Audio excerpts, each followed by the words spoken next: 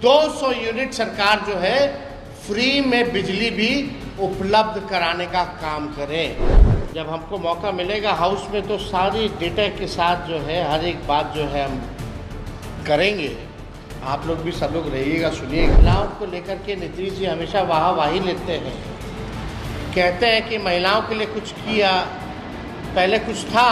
भले ही कॉपी करना है तो माई बहन मान योजना का भी करिए, लेकिन कल जो आपका आखिरी बजट है। नमस्कार, मैं हूं सुनील बॉबी और आप इस समय देख रहे हैं अपना खास कार्यक्रम। दोस्तों, देखने वाले तमाम व्यूअर्स से मेरा आग्रह है कि चैनल पर अगर पहली बार आए हैं या अब तक चैनल को सब्सक्राइब नहीं किए हैं तो आपसे विनम्र आग्रह है कि चैनल को जरूर सब्सक्राइब कर लीजिएगा और वीडियो पसंद आए तो लाइक जरूर कीजिएगा। देखिए, बिहार विधानसभा चुनाव सामने है। सरकार किसी को नाखुश नहीं करना चाहती है, लेकिन बजट सत्र से पहले ही तेजस्वी यादव ने बहुत बड़ा चीजें कह दिया है, बड़ा बयान दिया है। प्रेस कॉन्फ्रेंस का कर बजट सत्र पर बोला है, बिहार के विकास पर बोला है, क्या कुछ सही और क्या कुछ गलत है तेजस्वी यादव ने अपने इस वीडियो में कहा है। देखिए इस वीडियो को और बताइए, देखिए कि क्या कुछ उन्होंने कहा है। देखिए इस वीडियो को। और जब बिहार का बजट पेश होगा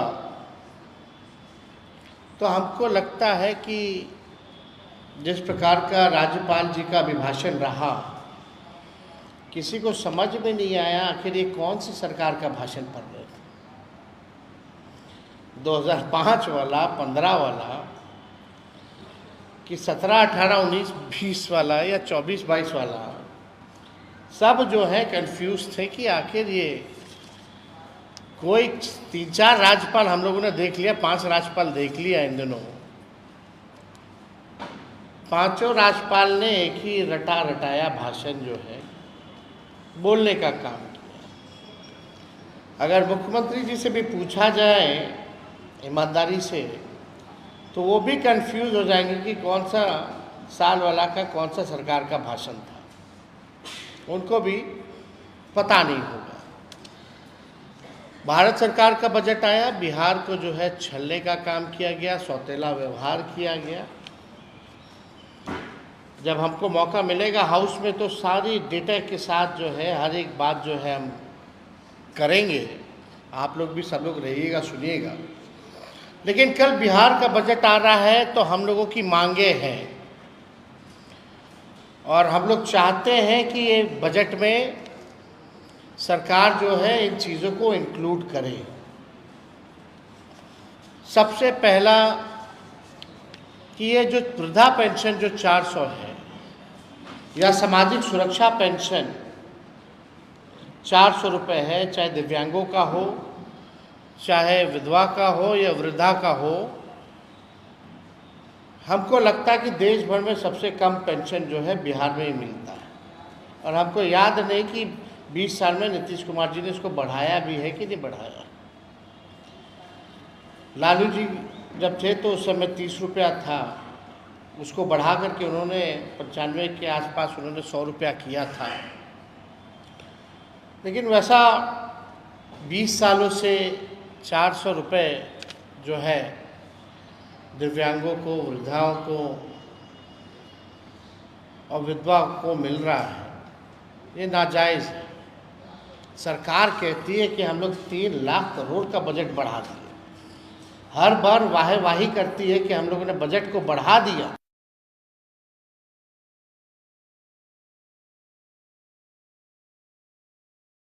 पेंशन क्यों नहीं बढ़ाया गया? बगल का राज्य जो हम रहा है और बिहार में केवल जो है 400 पेंशन हो, दिव्यांगों का पेंशन हो या विधवा पेंशन, इसको 400 से बढ़ा करके जो है 1500 रुपये किया जाए। और हमारी दूसरी सबसे बड़ी मांग है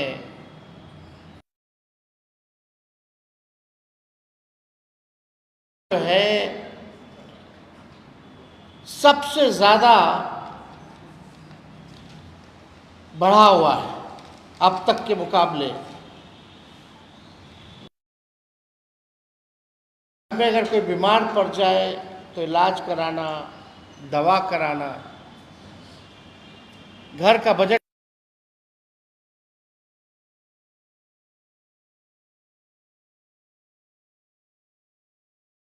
है। महिलाओं को लेकर के नीतीश जी हमेशा वाहवाही लेते हैं, कहते हैं कि महिलाओं के लिए कुछ किया, पहले कुछ था, पहले कुछ पहनने लगी हैं महिलाएं। लेकिन आदरणीय मुख्यमंत्री जी, ये भारत सरकार का आप डेटा पढ़िए, आंकड़ा पढ़िए।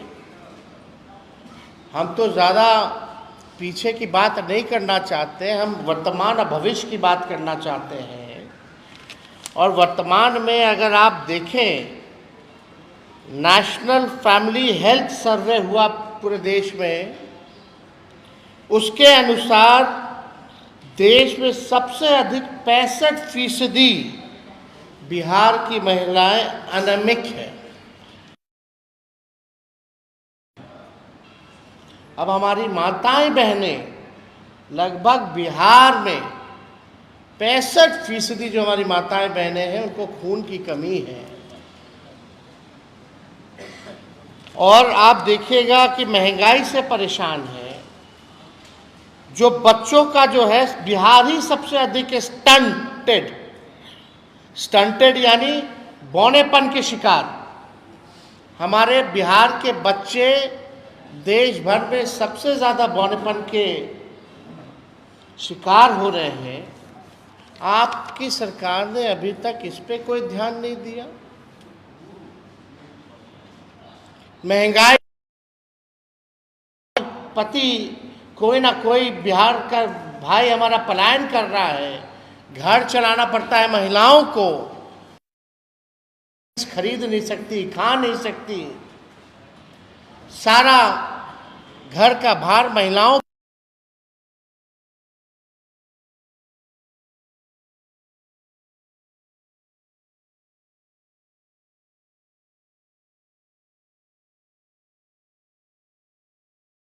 खाते में दे ताकि उनमें कोई खून की कमी ना हो और हमारा आने वाला भविष्य बौनेपन का शिकार ना हो। ये काम कम से कम मुख्यमंत्री करें।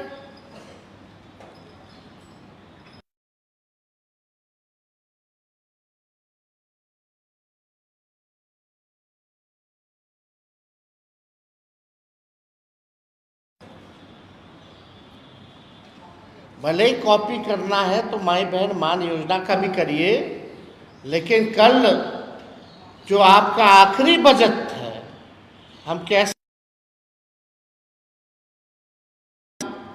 महिला महंगाई के ज़माने में आप 2500 रुपये उनके खाते में आप लोग डलवाने का काम करें। और हमारी कोशिश रहेगी कि आपसे हम डलवा करके रहें, मन हो या ना हो। तो हमारी तो कोशिश रहेगी कि ये काम जो है महिलाओं के खाते में जल्द से जल्द पैसे आए। इसके लिए हम लोग जो है पुरजोर कोशिश ही नहीं बल्कि काम भी करेंगे, कुछ ना कुछ डालें। दूसरी बात हम ये कहना चाहते हैं कि गैस सिलेंडर जो खाली है,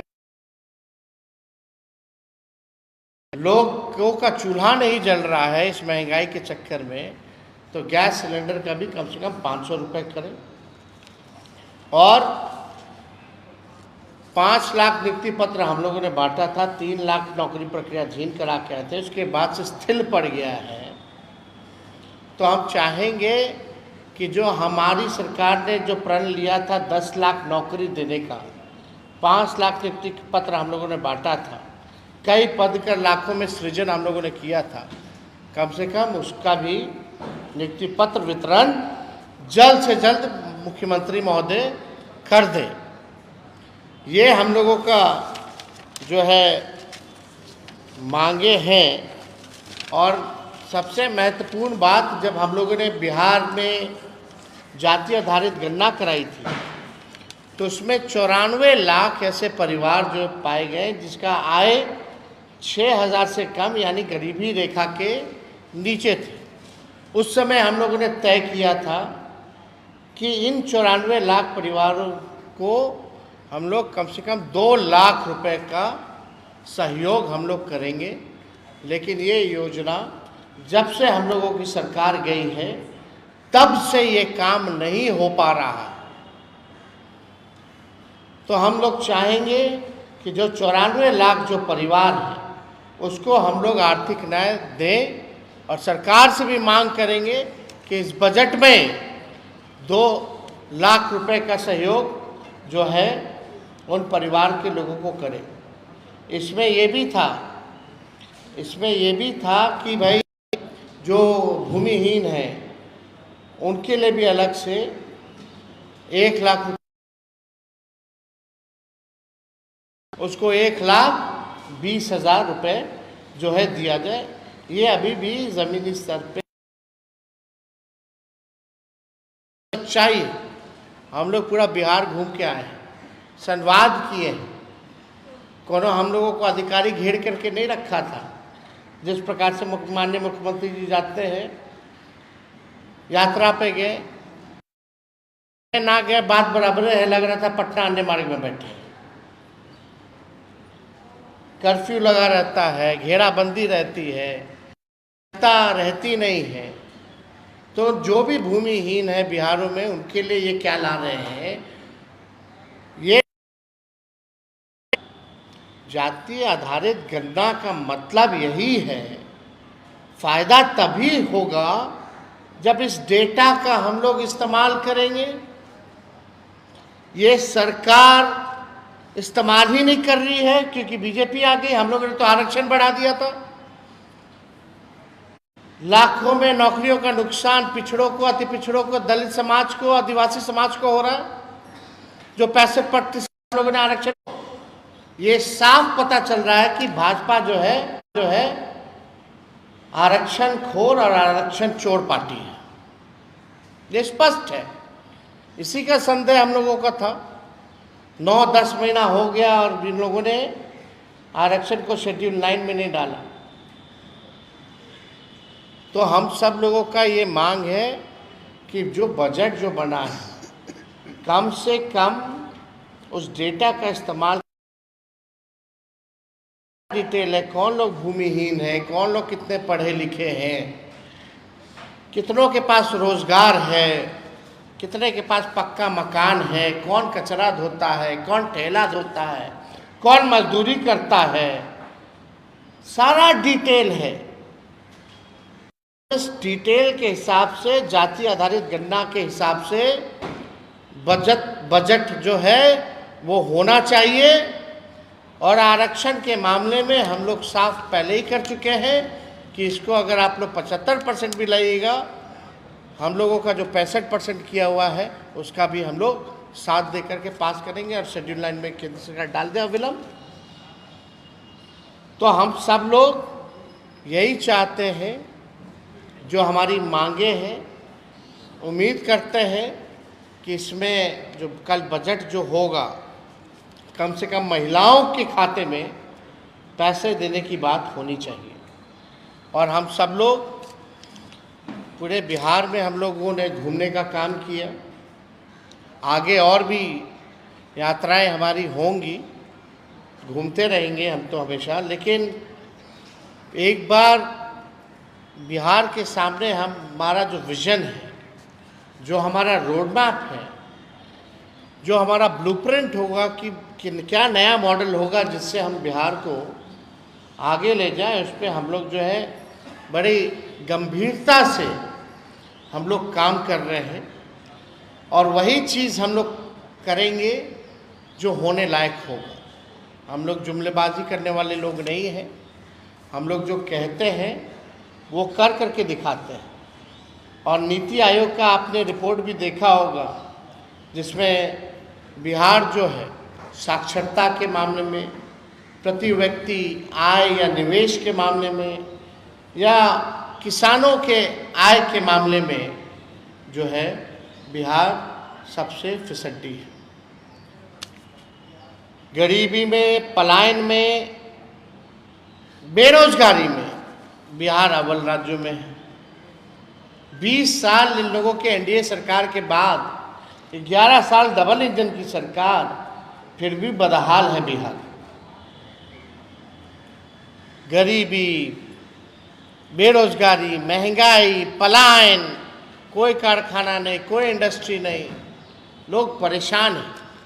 और एक और हमारी मांग छूट गई थी कि भाई, महत्वपूर्ण मांग ये भी थी कि जो बिहार में बिजली सबसे महंगा, जो पूरे देश में सबसे ज़्यादा मिलता है, तो हर घर कम से कम 200 यूनिट सरकार जो है फ्री में बिजली भी उपलब्ध कराने का काम करें। स्मार्ट मीटर से हर कोई जो है परेशान है। गांव के लोगों का कहना है, ग्रामीणों का कहना है।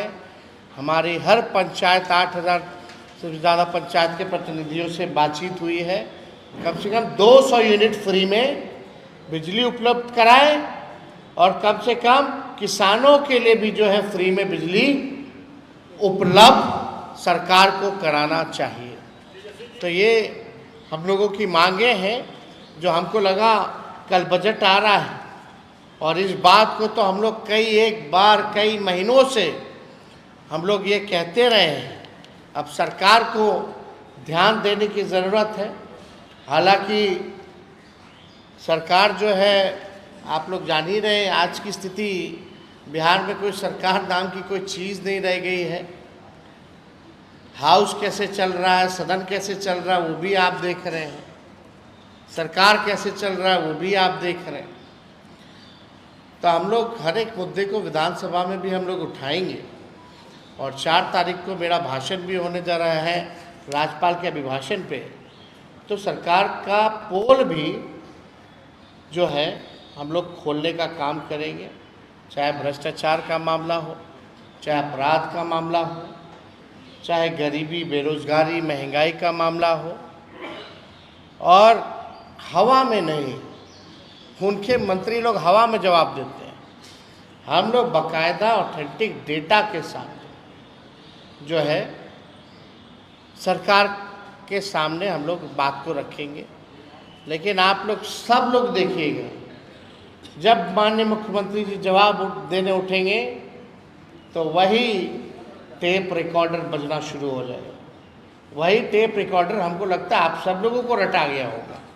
जब मुख्यमंत्री जी खड़े होते होंगे भाषण देने, तो अगला उनका क्या शब्द होगा, क्या सेंटेंस होगा, वो आप लोग अपने मन में गुनगुना लेते होंगे। ये सच्चाई है। इसलिए हमने कल ट्वीट करके कहा कि भाई 15 साल से पुराना अगर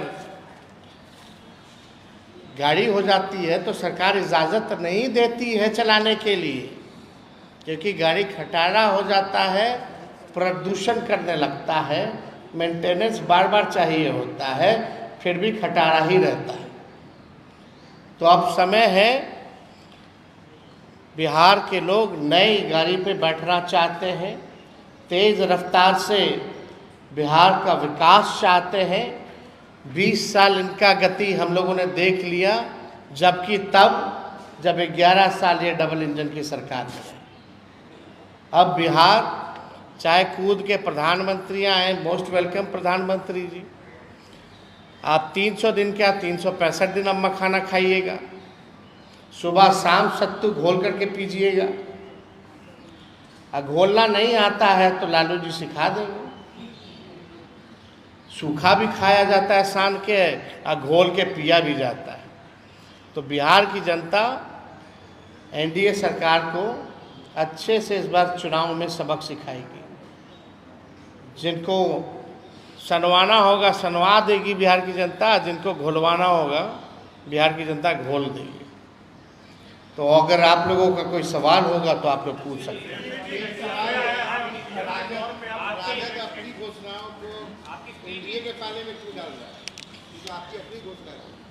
नौकरी के बारे में कौन नौकरी मैन? आजकल नीतीश कुमार जी हो गए होर्डिंग पोस्टर।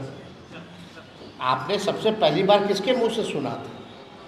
मेरे ही मुंह से ना।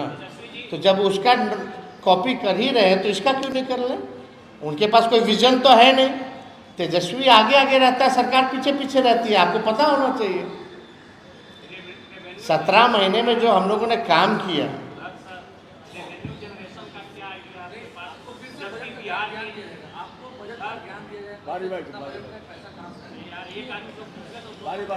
देखिए रेवेन्यू कहाँ से आएगा? बिहार का अभी डेफिसिट 2.9% पे है, जो 3% तक जाके उसके बाद से बिहार डाउनफॉल जाता है। आपके पास कोई डेटा है जहां सरकार ने कितने करोड़ों रुपए जो है सरेंडर किया है, जो बजट का है? बजट का सरेंडर किया है ना, लेकिन ये जो आप लगभग आप यही सवाल ये मैं हम समझ के आपकी बात कि पैसा कहाँ से आएगा, अपने बाप के पास से तो नहीं लाएंगे। नहीं बात सुनिए ना, अरे भाई सुन तो लीजिए। यही सवाल नीतीश कुमार जी ने बोला था, संभव है, बोला था कि नहीं बोला था? वो संभव हुआ कि नहीं हुआ? लोगों को नौकरी मिल रही है कि नहीं मिल रही है? प्रक्रियाधीन है कि नहीं है नौकरियां? पद का सृजन हुआ कि नहीं हुआ? हम लोग कोई भी अगर बात करते हैं तो डेटा देख करके बात करते हैं, जो प्रैक्टिकल हो और साइंटिफिक रूप से अध्ययन करके ही हम लोग कह रहे हैं। जब मौका मिलेगा तो आप लोगों को भी बता दिया जाएगा। सेंट्रल गवर्नमेंट से 9,000 करोड़ मिल रहा है, लेकिन इसके लिए रेवेन्यू कहाँ से आएगा? इसका रेवेन्यू है नहीं, सरकार के पास पैसे नहीं है। 25% बिहार का अपना रेवेन्यू है, आप सब कुछ है। बजट जो है, अगर इच्छा शक्ति हो, वेल प्लान्ड हो, बजट को अगर अच्छे से मैनेज कर ले तो अच्छे से घर चलेगा। कम बजट में भी कई लोगों का परिवार जो है कम बजट में भी घर हर सुविधा ला सकता है, लेकिन उसमें कोई बिगड़ा हुआ अगर कोई हो जाए, घर का लोगों का मुखिया का अगर कंट्रोल ना रहे तो घर का बजट कितना आता रहे, रेवेन्यू बर्बाद होता जाएगा। तो you need to control the budget. सबसे पहली बात आप मैनेजमेंट की बात है ये। आप लोग सब लोग जान रहे हैं कि हमारा परिवार हो या किसी और का परिवार, कौन कितना वेल मैनेज करता है, बचत कर पाता है, अच्छी चीज़ों में पैसा, लाभदायक योजना चला करके लाता है, तो ज़्यादा फायदा होगा ना। तो वी विल, डोंट वरी। हम लोग जो कहते हैं मेरे को लंबी राजनीति करनी है, हम कोई जुमलेबाजी नहीं करेंगे। I am not 75 years old, मेरा 36 साल उम्र है। भले तेजस्वी की उम्र कच्ची है लेकिन जुबान कच्ची नहीं है। जो हमने कहा है वो हम करके दिखाएंगे।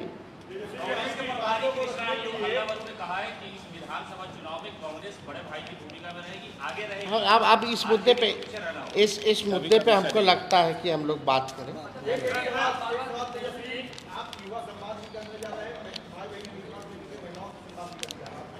नहीं, हमारा संवाद देखिए रसोइयों से भी होने जा रहा है, युवाओं से भी हो जा रहा है, महिलाओं से भी होने जा रहा है और दिव्यांगों से भी होने जा रहा है।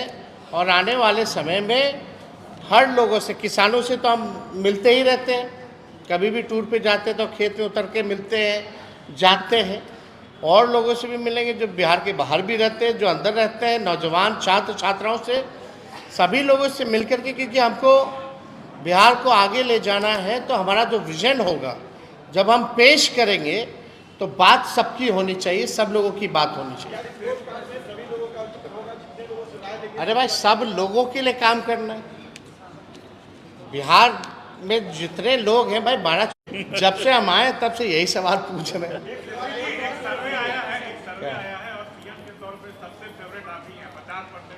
अब देखिए, हम लोग काम करने में लगे हुए हैं ना, सर्वे आता रहेगा, जाता रहेगा, इस पे हमारा ध्यान नहीं है। हमको अपने आप पे भरोसा है, विश्वास है कि बिहार की जनता इस बार हम लोगों को अवसर देगी। हम लोगों ने जो 17 महीने काम किया है उस पर भरोसा करेगी। बिहार अब नया चेहरा देखना चाहता है, नया मुख्यमंत्री देखना चाहता है। बिहार तेज रफ्तार से विकास करना चाहता है, बिहार की तरक्की चाहता है।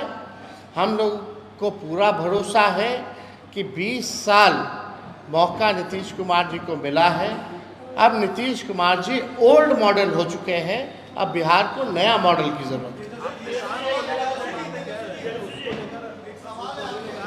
आखिरी सवाल। अच्छा 2 सवाल आखिर चलिए।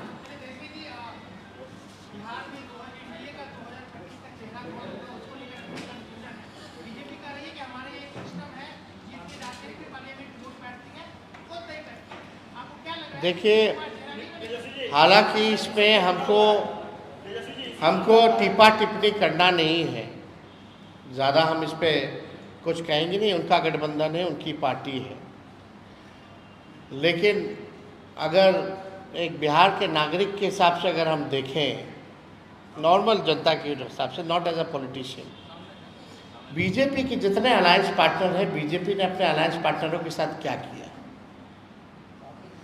नॉर्थ, साउथ, ईस्ट, वेस्ट, जो भी रीजनल पार्टी रही है, क्या हुआ उनके साथ? AIADMK का क्या हो गया? PDP का क्या हो गया? शिवसेना NCP का क्या हो गया? अब नॉर्थ ईस्ट में चले जाए तो छोटे छोटे दल हैं, वहाँ उन्होंने क्या किया? यही डर का कारण था ना, जब 21 में 22 में मुख्यमंत्री जी हमारे पास आए थे कि को तोड़ रहा है बीजेपी। अब सच्चाई ये है कि दल को तोड़ नहीं रहा, दल पे कब्जा लिया गया है, और माननीय मुख्यमंत्री अपने हाथों से ही बीजेपी के लोगों को बैठा दिए। ये सच्चाई। तब वो जाने, उनका गठबंधन जाने, लेकिन सच। एक आखिरी सवाल,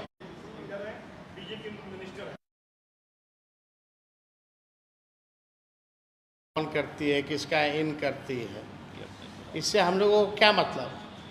वहाँ कोई चेहरा है क्या? आप लोग